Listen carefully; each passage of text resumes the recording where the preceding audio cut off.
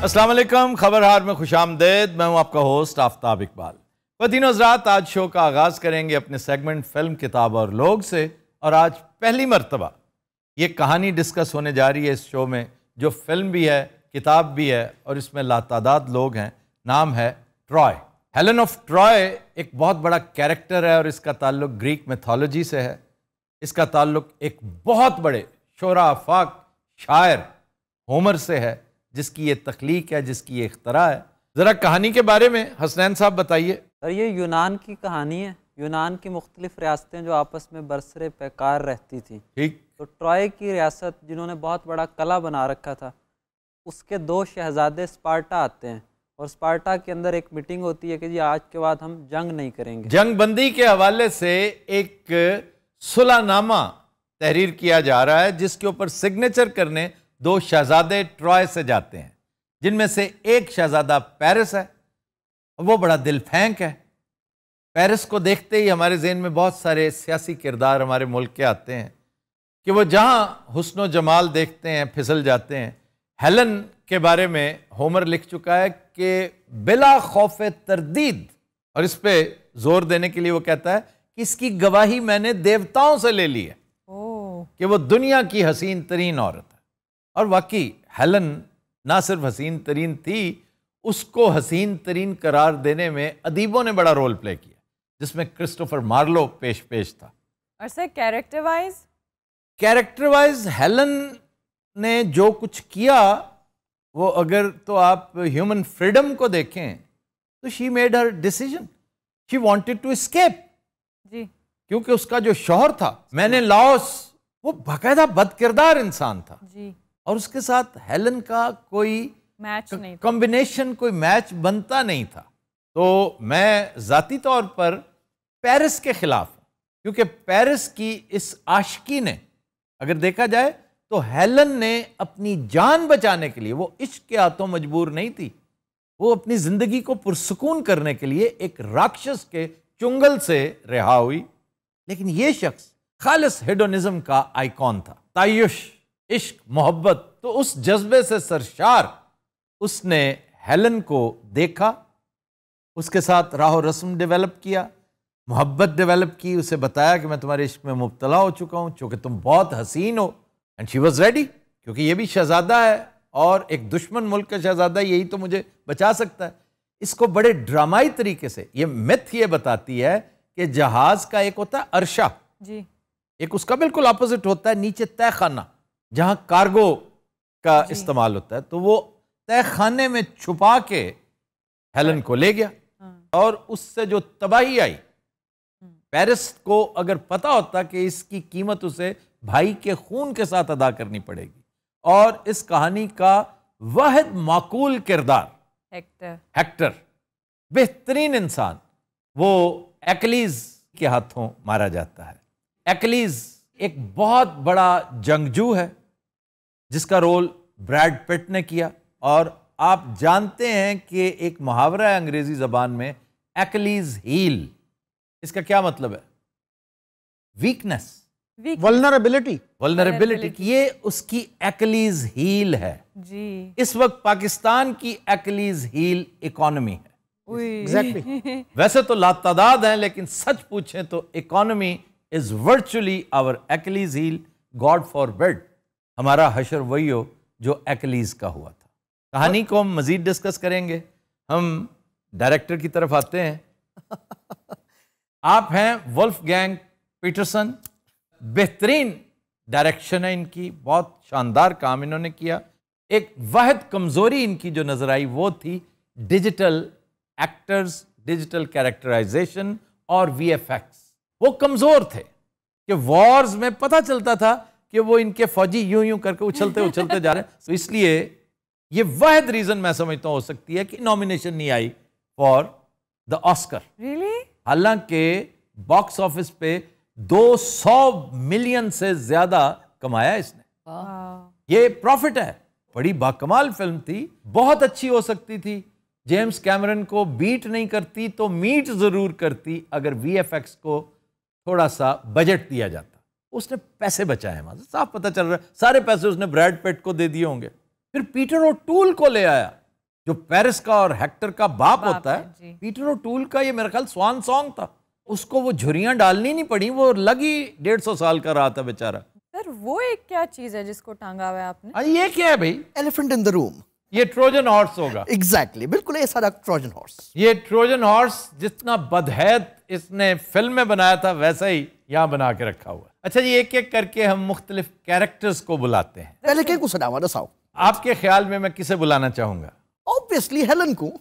नहीं, आप सबसे पहले एक्लीज को बुलाएं। एक्लीज मेरा बच्चा।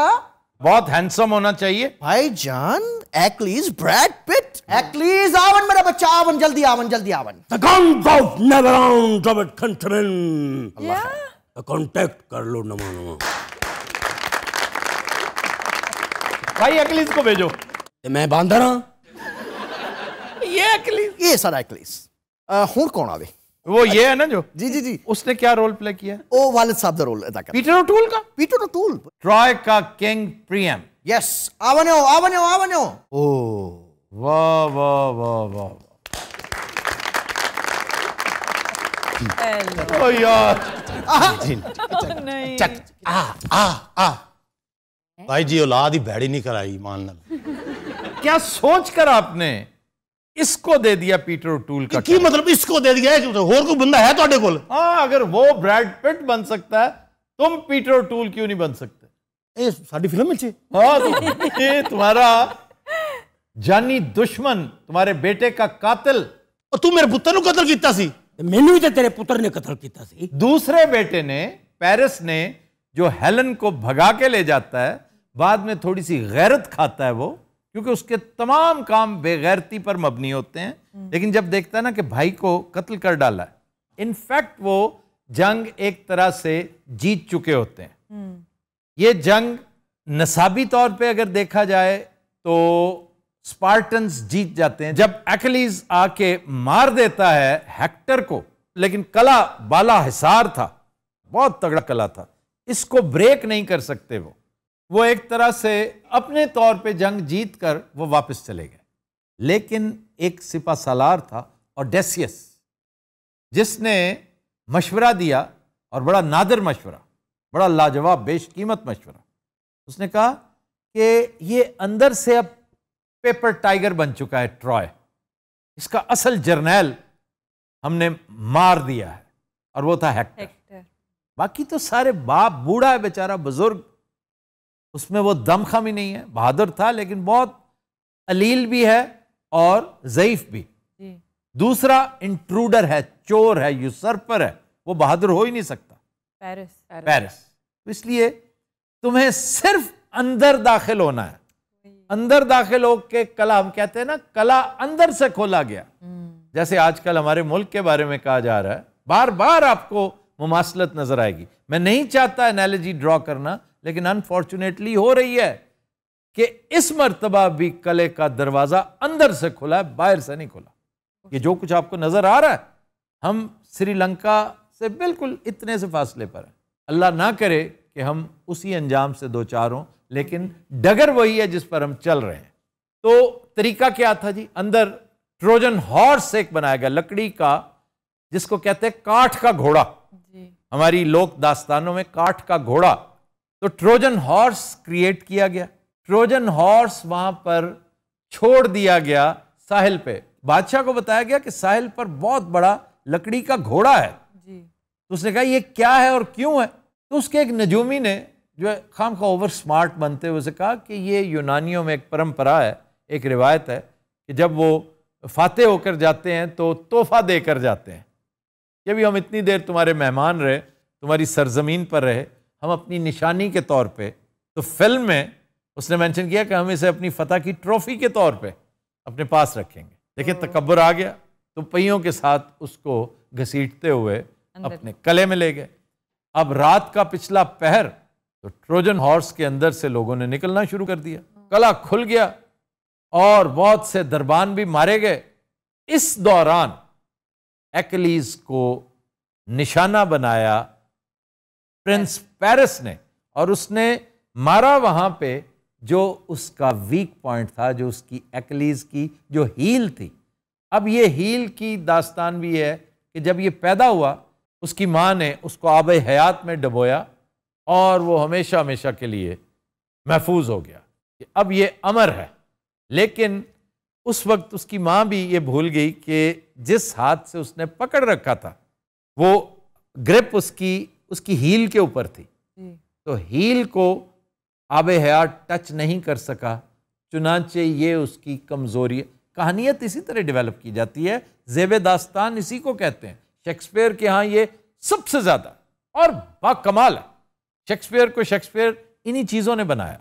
विजडम बाद में आती है, उसकी कहानियत पहले है और बड़ी लाजवाब कहानियत है। हमारे यहाँ बेशुमार लिटरेचर विजडम के बोझ तले दबा हुआ कहानियत है ही नहीं। भाई जी अपन क्यों सदया सू आधा घंटा घोड़े ते लाता सू। मैं हालांकि उन्होंने आख्या लकड़ का घोड़ा इन्ना बारा नहीं होंदा, मैं 12-14 साल काम किया है, मेरी किसी खच ने मन्नी ही नहीं गल। आइए जी अगला कैरेक्टर हेक्टर जी, हेक्टर को बुलाए। आ गया भाई ओए यार आपने इसको हेक्टर बनाया? यही है। ਉਹ ਸੁਣਾਓ ਨਾਮੇ ਮੌਲਾ ਮੇਰਾ ਛੋਟਾ ਭਰਾ ਬਹੁਤ ਸ਼ੋਖਾ ਸੀ ਉੱਥੇ ਜਾਂਦੇ ਹੀ ਉਹਨੇ ਆਪਣੇ ਇਸ਼ਕ ਮਸ਼ੂਕੀਆਂ ਅੱਬਾ ਜੀ ਨੂੰ ਮੈਂ ਸਮਝਾਉਂਦਾ ਸੀ ਅੱਬਾ ਜੀ ਮੈਂ ਤੁਹਾਨੂੰ ਕਿਹਾ ਸੀ ਇਹਨੂੰ ਨਾਲ ਨਹੀਂ ਲੈ ਕੇ ਜਾਣਾ ਬੜਾ ਲਾਮਤੀ ਹੈਗਾ ਜੇ ਜਿਹੜੀ फाइट हुई है फिल्म ਦੇ ਉਹ ਵਿਖਾਈਏ ਤੁਹਾਨੂੰ यार ये तो फिल्म स्टूडियो वाला सीन करने लगे हो तो। ना जी जंग ਦਾ सीन है बैकग्राउंड म्यूजिक भी वही है। ਓਏ ਉਹ ਲਾਮ ਉਹ ਬੰਦੇ ਦਾ ਪੁੱਤਰ ਬਣ ਵੱਜ ਜਾਏਗੀ ਲਾਮਤੀਆ ਕੀ ਹੋ ਗਿਆ ਤੈਨੂੰ ਇਹ ਕਿਹੋ ਜੀ ਢਾਲ ਲਿਆ ਕੇ ਦਿੱਤੀ ਅੰਦਰੋਂ ਵੀ ਸੱਟ ਲੱਗਣ ਡਈ ਆ ਕੀ ਬਦਤਮੀਜ਼ੀ ਹੈ अच्छा जी प्रिंस पेरिस को बुलाएं। बहुत ਵੱਡਾ ਭੂੰਡ ਜੇ ਅੱਲਾ ਦੀ ਸੌਂ पर्वतों से आज मैं टकरा गया, तुमने दी आवाज लो मैं आ गया। क्या हरकत की तुमने? तुम्हें पता है तुम्हारे भाई को उसने काट के रख दिया था इस वजह से। आपने असल में हेलन देखी नहीं आफ्ताब साहब। अच्छा हेलन को तो बुलाएं। हेलन हेलन क्या बातें आ रही हूँ, सबर भी किया करो।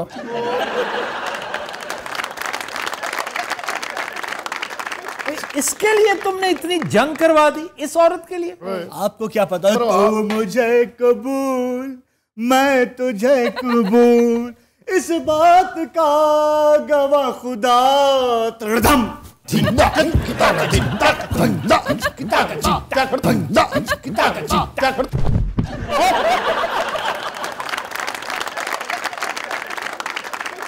आपको पता है जिस दिन इन्होंने आना था ना मेहमान दोनों शरादों ने, मुझे उस दिन ही फील होने लग गया था कि मेरा आज आखिरी दिन है इस घर में। दोनों शरादों ने ਇਹ ਭਾਜੀ ਪਹਿਲੇ ਮੇਰੇ ਤੇ ਪੱਟੂ ਪਾਉਂਦੀ ਰਹੀ, ਮੈਂ ਕਿਹਾ ਜਾਣਦੇ ਮੇਰੀ ਔਲਾਦ ਹੈਗੀ ਔਰ ਮੈਂ ਬਾਗੜੀਆਂ ਰਹਿਣਾ, ਮੈਂ ਬਹੁਤ ਗਰੀਬ ਆਦਮੀ ਹਾਂ। ਉਹ ਪਰਲਾ ਜਿਹੜਾ ਮੇਰਾ ਭਰਾ ਖੁਸਰਾ ਜਿਹਾ ਅੱਬੇ ਨੇ ਇਹਨੂੰ ਪਾਲਿਆ ਸਿਰਾਂ ਤੇ ਇਹਨੇ ਚੜਾਇਆ। ਅੱਬਾ ਮੈਂ ਤੈਨੂੰ ਕਹਿੰਦਾ ਸ਼ੁਰੂ ਤੇ ਕੰਨਾਂ ਤੇ ਲਾ ਦੋ। आराम से बैठो। ਤੁਹਾਨੂੰ ਪਤਾ ਸਾਡੇ ਵਾਲੀ ਹੈਲਨ ਗੰਜੀ ਹੈ। इसका शौहर किधर है जिससे चुरा के ये लेके आया था? ਉਹ ਬਾਹਰ ਖਲੋਤਾ ਕਿਸੇ ਖਾਨ ਸਾਹਿਬ ਨੂੰ जुगता कर रहा होगा। क्यों? वो ढाड़ी है। अच्छा उसको ना बुलाना, मैं उसकी शक्ल देखना पसंद नहीं करती। मैंने अब इसके साथ जिंदगी सफल करनी है अपनी सारी। तू मुझे कबूल मैं तुझे कबूल, इस बात का गवाह खुदा।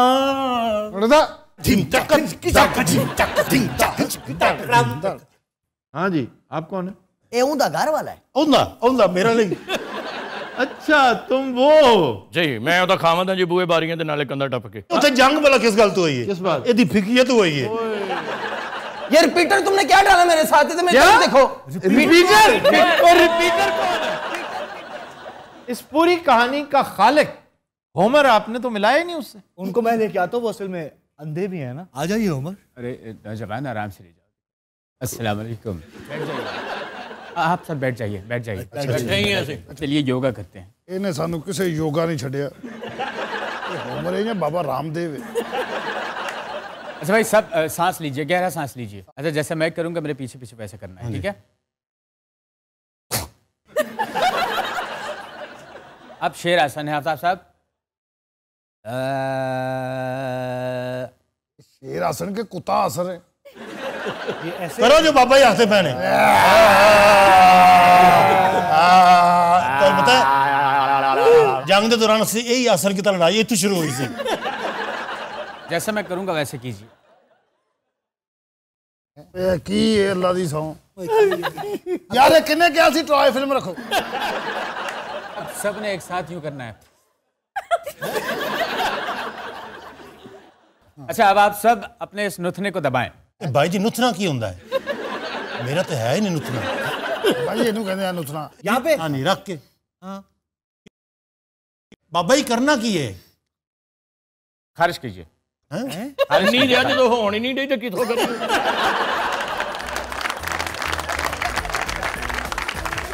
So the Nazrat will take a break. Stay with us.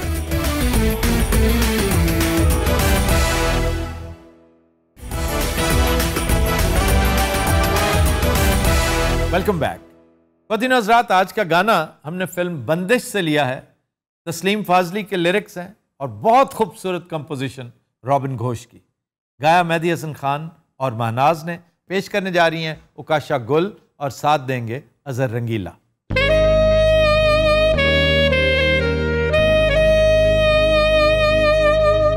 दो प्यासे दिल एक हुए हैं ऐसे, बिछड़ेंगे अब कैसे।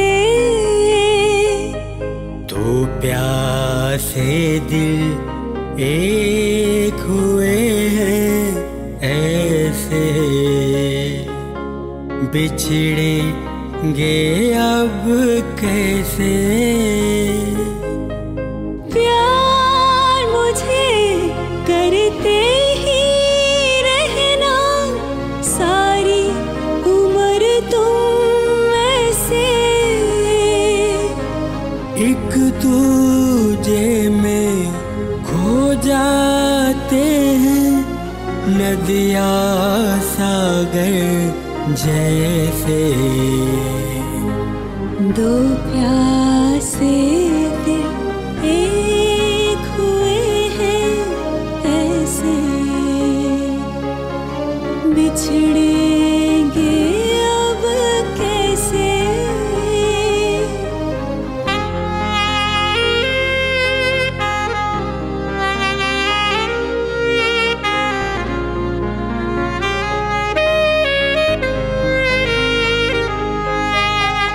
तुझसे है ये जिंदगानी, तुझसे है जीवन कहानी, तुझसे है सांझ और सवेरा। साथी कभी तो न रूठे, रस्मों की दीवार टूटे, टूटे न बाहों का घेरा। मेरे सनम तेरी कसम, तुझसे है वादा ये मेरा। ऐसे रहेंगे नैन और निंदिया जैसे, बिछड़ेंगे अब कैसे। प्यार मुझे करते ही रहना सारे उम्र तुम ऐसे, एक दूजे में खो जाते हैं नदिया सागर जैसे। दो प्यासे दिल एक हुए हैं ऐसे, बिछड़ेंगे अब कैसे। ब्रावी ब्रावी।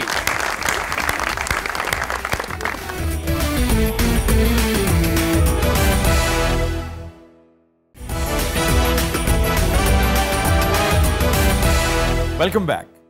फतिन हज़रात, हमारा सेगमेंट है फरंगे आसफिया। जी जी पता चल गया हमें। दो निशानियां हैं, प्रोफेसर साहब का आना और नासिर साहब और नासिर साहब का गायब हो जाना। पहला लफ्ज है स्टार।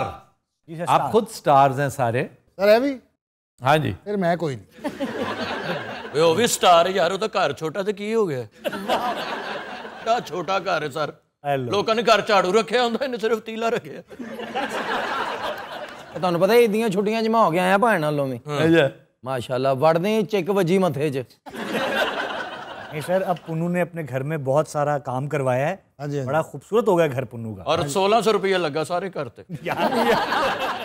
साउद भाई शर्ट बहुत अच्छी पाई। Thank you sir. Bed sheet गवा जो है ना सराहने दी बंदा शर्ट बना लेता। अच्छा यार प्लीज इधर आ जाओ। एस्ट्रॉन, वाह वाह, ग्रीक वर्ड है एस्ट्रॉन। Astronomy, astrology, astronomy.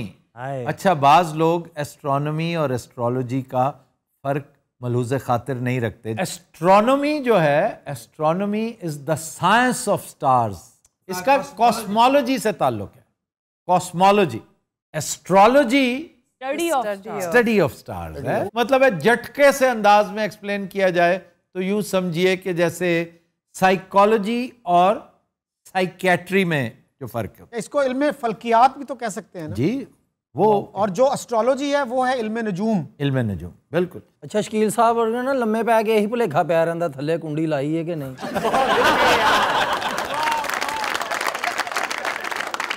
अच्छा जी, उस्तरलाब एक आला है सितारों के फासले मापने का। हम अक्सर इसका तज़किरा करते हैं और रूमी की एक लाइन भी मैं आपको सुना चुका हूं जिसकी पेंटिंग मैंने आपको दिखाई थी जी। अल्लाह के असरार व रमूज को मापने का उस्तरलाब जो है उसको इश्क कहते हैं। वाह, जितना तगड़ा इश्क होगा उतना शानदार, उतनी प्रिसीजन आपके इस आले में होगी। ये इब्राहिम बिन हबीब फराजी ये शख्स है जिसने मामून और रशीद के दौर में उस्तरलाब इन्वेंट किया था। ਤੈਨੂੰ ਪਤਾ ਉਦੋਂ ਨਾਂ ਹੀ ਏਡੇ ਏਡੇ ਲੰਬੇ ਹੁੰਦੇ ਸੀ, ਬੰਦਾ ਕੰਮ ਦੀ ਗੱਲ ਥੋੜੀ ਜਿਹੀ ਕਰਦਾ ਹੁੰਦਾ ਸੀ, ਨਾਂ ਲੈਣ 'ਚ ਟਾਈਮ ਲੰਘ ਜਾਂਦਾ ਸੀ। ਬੰਦੇ ਥੋੜੇ ਹੁੰਦੇ ਸੀ ਨਾ ਤੇ ਇੱਕ ਬੰਦਾ ਚਾਰਾਂ ਬੰਦਿਆਂ ਦਾ ਨਾਂ ਰੱਖ ਲੈਂਦਾ ਸੀ। आप में से जब मैं आप कहता हूं तो आप, जेदा, वो जो पीछे दो, अगर पता हो कि सैयारे और सितारे में फर्क क्या है तो मैं इनाम दूंगा। सैयारा और सितारा, पर सियारा गोल ਹੁੰਦਾ, सियारा गोल होता है, और देखा? स्टार ਜਿਹੜਾ ਹੋਇਆ ਨਹੀਂ ਹੁੰਦਾ, तारा नुकरा वाला ਹੁੰਦਾ है। सितारे की अपनी रोशनी होती है, सैयारा मुस्तार लेता है। उसकी ग्लोरी बोरोड होती है सूरज से। इन अ गैलेक्सी, और there are so many galaxies. Galaxy क्या है? सिनेमा है जी। ਉੱਥੇ ਟਿੱਕੀਆਂ ਵੇਚਦਾ ਰਿਹਾ। ये बता दो कि वो कहाँ है? वो लाहौर में जी। नहीं, लाहौर में किस रोड पे है इस पर भी नाम देता हूँ। फिरोजपुर रोड पे था, अब नहीं है। अब खत्म हो चुका जी, आपको ये कहना चाहिए। ਸਾਨੂੰ ਲਾਲਚ ਜਿਹੀ ਦੇ ਵਿੱਚ ਪਾ ਕੇ ਨਾ ਜਵਾਬ ਜੂ ਲੈ ਕੇ ਅੱਗੋਂ ਇਤਜ਼ਾਜ਼ ਹਸਨ ਬਣ ਜਾਂਦਾ। अच्छा जी, गैलेक्सी जी जी दो अल्फाज का मुरक्कब है, गाला एक्सिस और एक्सियस।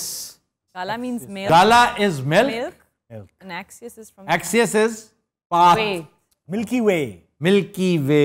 अच्छा, कहकशां क्या है? Clusters of stars. कहकशां, कहकशां तारों का झुंड, उसको सराकी में हम तरंगड़ कहते हैं।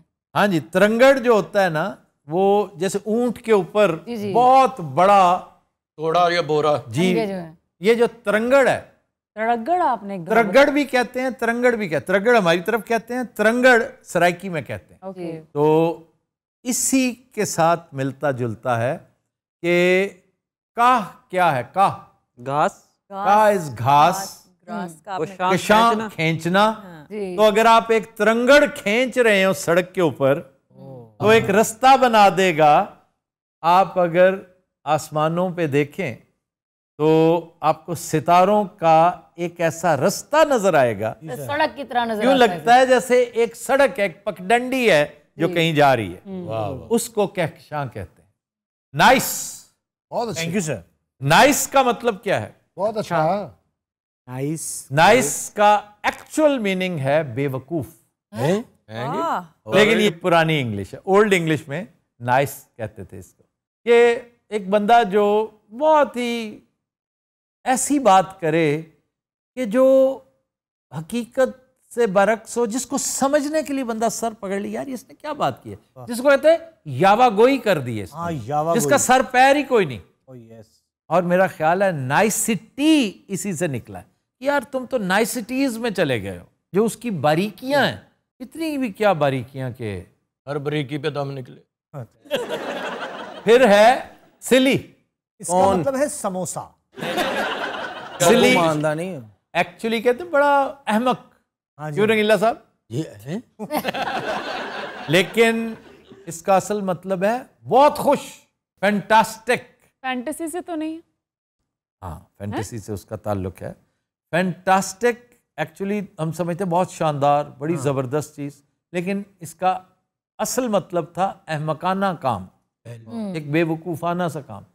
और फैंटेसी अगर देखें कि आप अपने ब्रूम के ऊपर बैठ के फ्लाइट कर रहे हैं, उड़ रहे हैं, तो ये एक अहमकाना काम है। It is fantasy, just fantasy, जिसका हकीकत से कोई ताल्लुक नहीं। हकीकत से कोई ताल्लुक नहीं इसका। हैरी पॉटर सारे के सारा फैंटास्टिक है, अहमकाना काम है। कानून, ये हाथ बड़े लंबे हैं बाबू, तेरे गिरबान तक पहुंचूगा मैं। हर एक फिल्म ਦੇ ਮੈਂ ਸੀਨ ਵੇਖਿਆ, ਪਾਕਿਸਤਾਨੀ ਫਿਲਮ ਸੀ, ਉਹ ਹੀਰੋ ਗੱਡੀ ਤੇ ਨਿਕਲ ਜਾਂਦਾ, ਪਿੱਛੇ ਪੁਲਿਸ ਲੱਗੀ ਹੁੰਦੀ, ਪੁਲਿਸ ਦੀ ਗੱਡੀ ਪੈਂਚਰ ਹੋ ਜਾਂਦੀ ਤੇ ਪੁਲਿਸ ਵਾਲਾ ਅੱਗੋਂ ਕਹਿ ਰਿਹਾ ਕੋਈ ਨਹੀਂ ਬੇਟਾ ਕਿੰਨਾ ਕੁ ਦੌੜੇਗਾ, तेरी ਗੱਡੀ ਦਾ ਪੈਟਰੋਲ ਵੀ ਤੇ ਮੁੱਕਣਾ ਹੀ है। कॉमेडी कर रहा हूँ, नहीं सच्ची मुझी सीरियस वो गल हो रही है। देखी ईद पे लगी थी मोमी की है। हाँ, वो हैदर सुल्तान ने बड़ी मुखालफत की, फिर बाद में माफी मांगी। क्यों? उसने कह दिया फिल्म कुछ भी नहीं है, मैं खुद भी है फिल्म में। सूदी भट्ट साहब सन डायरेक्टर, उन्होंने ज्यादा माइंड किया था। सूदी भट्ट के क्रेडिट पे बहुत अच्छी फिल्में, बहुत शानदार काम भी है। निक्की जी हाँ, उसका क्रेडिट है। सखी बादशाह ji, Sakhi Badshah, these are super hit movies. ये थे ना फिल्म में? आप थे इस फिल्म में? इसमें भी थे ये। हेलन ऑफ ट्रॉय में भी होगा ये। असल में सर उस फिल्म में लकड़ी का घोड़ा था, अगर लकड़ी का खोता होता तो निक्की जी हाँ भी है ना। हाँ हाँ, जिथे रीमा ते ओदा हीरो खड़े ने, पिछे खोता रेडी नहीं लंघदी, दौड़ते दौड़ते ने नहीं वेख्या है। अच्छा जी, कानून की बात हो रही थी। कानून के हाथ लंबे हैं बाबू। मैं जिन दिनों मास कम्युनिकेशन पढ़ रहा था ना, पहली दफा एक चैप्टर पढ़ने को मिला, कैनन्स ऑफ जर्नलिज्म। मैं हैरान था कि कैनन्स ऑफ जर्नलिज्म, हमने तो कैनन गन सुन रखा था ना, कैनन गन को ही कहते हैं। तो कैनन एक्चुअली ग्रीक वर्ड है और ये निकला है अरबी से। अरबी में कानून, कानून बन गया कैनन। जैसे अरबी का एक और लफ्ज है कॉटन, जो है जी, तो अरबी के एक लफ्ज कोतन से निकला है। तो बिल्कुल बिल्कुल। और बेशुमार अरबी ने तो लातादाद अल्फाज दिए हैं, अरबी ने भी और किसी हद तक संस्कृत ने भी, क्योंकि संस्कृत भी बड़ी कदीम जबान है। जगरनॉट का लफ्ज जो है वो संस्कृत से। जी जी, जगरनॉट।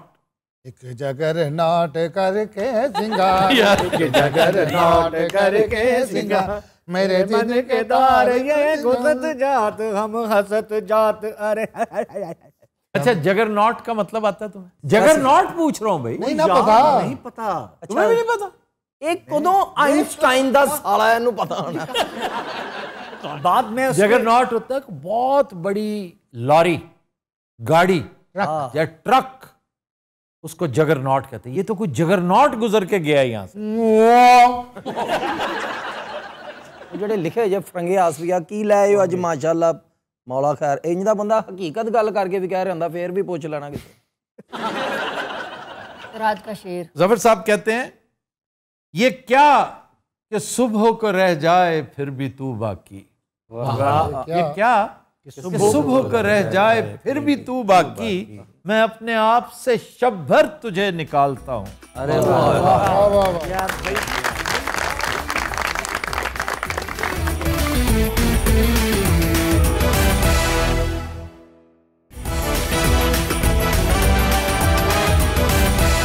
Welcome back. पतिनो हज़रात, ब्रेक में हमें ज्वाइन किया है डमी म्यूजियम से आए किंग खान, TRY और सलीम साफी ने।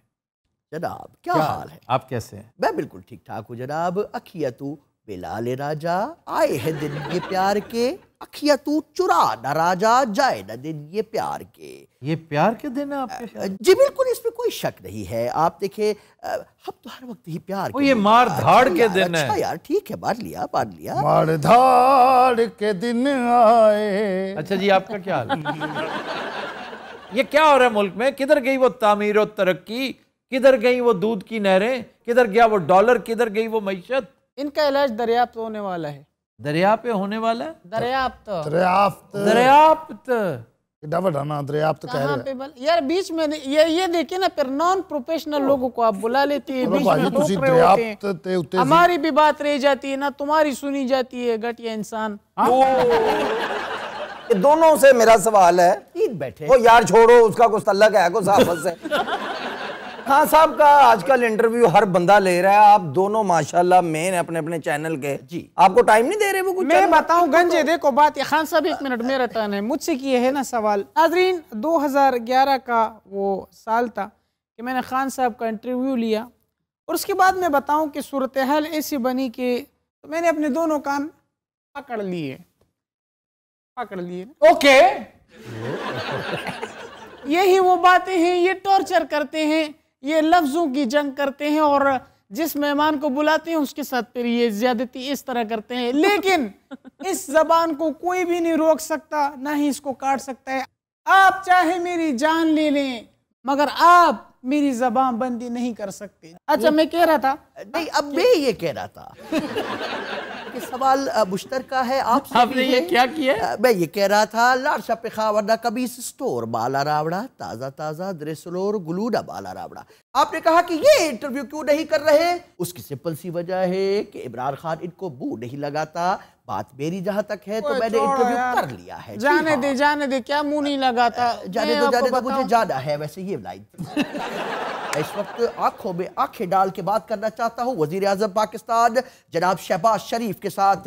शहबाज साहब, आपकी हुकूमत का हनीमून पीरियड खत्म हो चुका है। इस वक्त डॉलर ऊंची उड़ान पे है, मईशत तबाह हो रही है, पाकिस्तान स्टॉक एक्सचेंज नीचे जा रही है। खुदारा खुदारा खुदारा शहबाज बाबू जी जरा धीरे चलो, बिजली खड़ी यहाँ बिजली खड़ी, टैनो में गोरा बदन शोलों की लड़ी। जी हाँ शहबाज साहब, आपको मेरा भी मशवरा है कि आप खुदारा लोड शेडिंग कर लीजिएगा, आप व्हाट्सएप पे कामरान साहब प्लीज बिहेव योरसेल्फ। तो बात हो रही थी शहबाज शरीफ साहब, आपसे मेरी विनती है, दरखास्त है, गुजारिश है कि आप मुल्क में लोड शेडिंग हरगिज ना करें। आपने अगर लोड शेडिंग की तो लोग जलसों का रुख करेंगे, और जलसों को रोकना आपकी अव्वलीन तरजीह होनी चाहिए। तो दबा के आप जो है वो बिजली फराहम करें। बाजी बिजली वाकई बहुत आज आ रही, यकीन करो। हाँ जी, मेरे वाल को 26 बारी गई है, मेरी अखीर फ्रिज ने गाल कड़ती। किसको गाली दी? मैनू दी और किन्नू दी?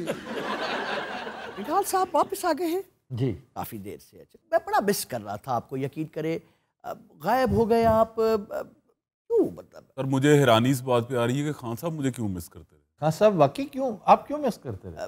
इनके थत्थेपन को ज्यादा क्या बेहूदगी है? नहीं बेहूदगी नहीं, वो एंजॉयमेंट का एक जो होता था करके जो अक्सर ये भी बताते हैं। अच्छा चला आप बताएं। हाँ जी, उनसे बात करिए। आप बड़ी देर से मुंह बना रहे हैं। मुंह जाहिर सी बात है बनेगा नहीं तो और क्या होगा, क्योंकि सारा टाइम तो आप इन फजूल लोगों पे जाया कर रहे हैं। मैं पूछ रहा हूं कि किधर गया वो इनकलाब? आपने एक चक्कर काटा और कुछ भी नहीं जवाब दिया। जनाब अब आए कि इनकलाब कहाँ गया। इनकलाब के तमाम लवाजमात तैयार हैं। अच्छा, आंधी चढ़ चुकी है, हल्की आंच पे पक रही है, केसेस बनेंगे लातादाद, बचेगा कोई भी नहीं। ये हुकूमत हर सूरत अपनी मुद्दत पूरी करेगी। यानी अगला इलेक्शन वो नेक्स्ट ईयर कहीं अक्टूबर नवंबर में। जनाब सही समझे। इतनी देर इमरान खान का क्या करेंगे? इमरान खान तो ख्वार होता रहेगा, जलसे करेगा बड़े बड़े। वैसे आफ्ताब साहब मुझे समझ नहीं आती, जिद की भी कोई एक हद होती है, उसके बाद बंदा कहते हैं चलो ठीक है यार मैं आई सरेंडर। क्या वजह है? खान साहब क्यों नहीं मानते चीज़ों, इतने सख्त क्यों, स्टबर्न क्यों है? इसका जवाब आप देंगे। भाजी मेरे को भी पूछ लो, मैं थे लमावता तो कुटना है मेरे हाथ। इसका जवाब मुझे यकीन है कि आपको नहीं पता। क्यों नहीं पता? पूछो की। अच्छा जी, स्टबर्न क्यों है? स्टबर्न खान साहब की मतलब स्टबर्न? अब देखें किस जाहिल के पल्ले आप। यार जाहिल जुहिल नहीं कहना है। नहीं तो फिर आपको ये तक नहीं पता? स्टबर्न तो उर्दू जो लफ्ज होएगा ही। जिद्दी जिद्दी क्यों ने? और यार सारी जिंदगी का हीरो रहा, उन्हें अपनी मनी अपनी नींदे सुता अपनी नींदे उठा। भाजी हाँ जी, ऐसा मैं जवाब दे रहा हूँ, तुम फोन च लग गए। मैं इस वक्त सिर्फ खबर का मुंतजर हूँ। कादी तो खबर आ सकती है। भाई को मेरी मोटरसाइकिल तो नहीं चुकान लगा। अपने चैनल पे काम छोड़ दिया आपने? अपने चैनल पे सब्सक्राइबर ही नहीं आ रहे, मैं लानत पाओ। कादे ना आने सब्सक्राइब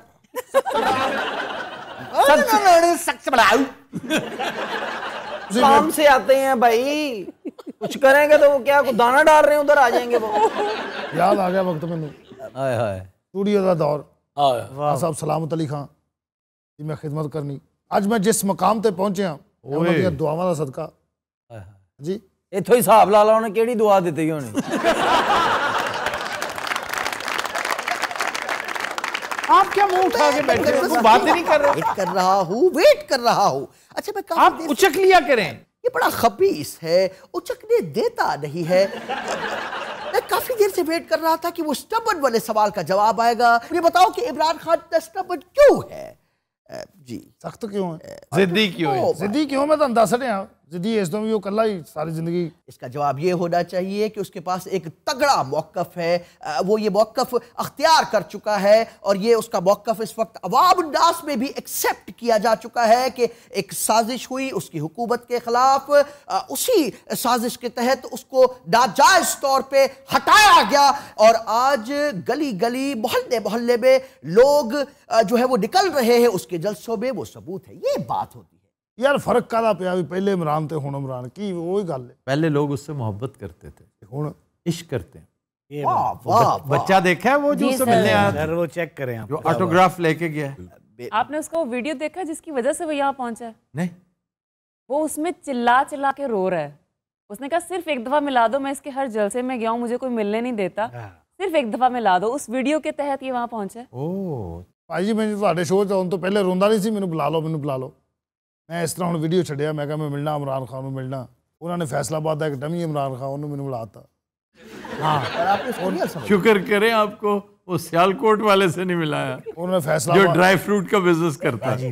फैसलाबाद वाले इमरान खान ने पहले मेरे को दाल रोटी रज के खाधी घारा होटल तो, भाई 24 रोटियां खा गया। मैं सोची मैं कहा केड़ा इमरान है, तो बहुत भुखा है। फिर जान लगा मैंने कहना 200 रुपया है, फिर मैंने यकीन हो गया मैं कहा वही है।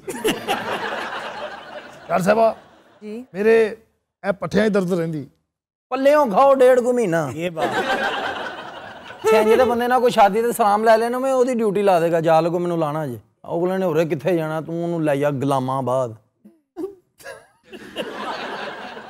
इस्लामाबाद की गल हो रही थी भाजी, घंटा घर मैं गया, घंटा घर बहुत गंदा होया। ये एडमिनिस्ट्रेटर थोड़ी है। नहीं माशाल्लाह वो लग रहा है एडमिनिस्ट्रेटर, मैं उन्हें पेश कर रहे हैं। एक तो सही माशाल्लाह कैसी शर्ट, एक जब बंदा रिटायर होकर स्टेडियम बना लेता होता, मेरा अपना स्टेडियम है, मुझे किसी की परवाह नहीं। एवं साइडा सूडा से दुकाना बनाइया, कोई भी नहीं आ रहा, पिंड वाली साइड से बनाया 20 साल बाद उन्हें ढा के उत्थे फिर कणक ला रहा हूँ। तो दिन हज़रात आज के शो का वक्त खत्म हुआ, आपसे मुलाकात होगी इंशाल्लाह नेक्स्ट वीक। इजाजत दीजिए, अल्लाह हाफ़िज़।